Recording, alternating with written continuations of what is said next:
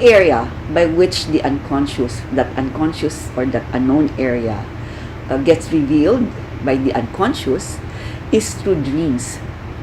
Okay? And before, if people will tell you about their dreams, then you had your own way of interpreting it. But when you had the Jungian framework, then you're able to say, oh my gosh, an apple is not just Snow White's apple, but an apple can represent life, can represent something evil, can represent something that is delicious but it's a no-no, can represent maybe a memory in California. So an apple has many associations with it, but part of that is because of one's experience with the apple. But that's just from one's personal experience. But from the point of view of mythology, apple also has many other symbolisms, like the apple of good and evil in the Garden of Eden, and maybe other mythologies about apples. So it's fascinating to realize that from a simple object of an apple, that one can go into many forays about knowing oneself. Okay. There's one story that I know of, and this was a dream. I'll go into that dream again, where this person was driving a car, and it was late at night, and the person hit something. Okay, so the person got down from the car and took a look at what she hit, and she didn't realize it, but she hit a young maiden.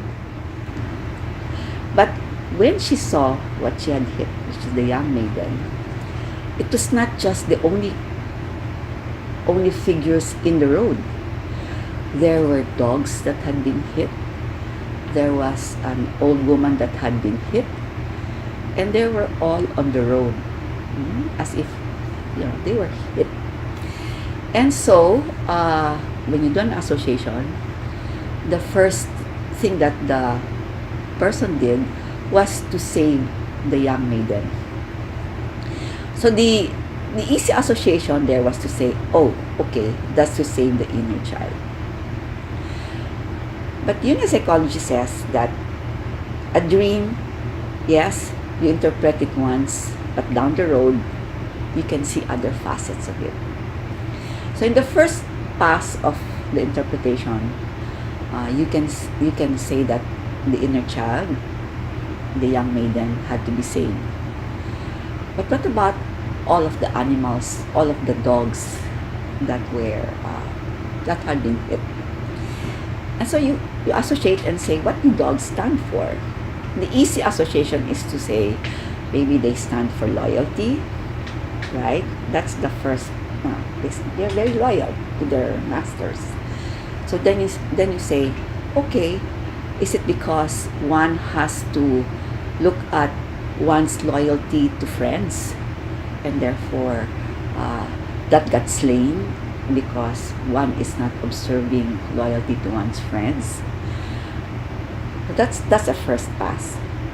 And the old lady is, what is it? Is it the wise old lady that one has to rescue also?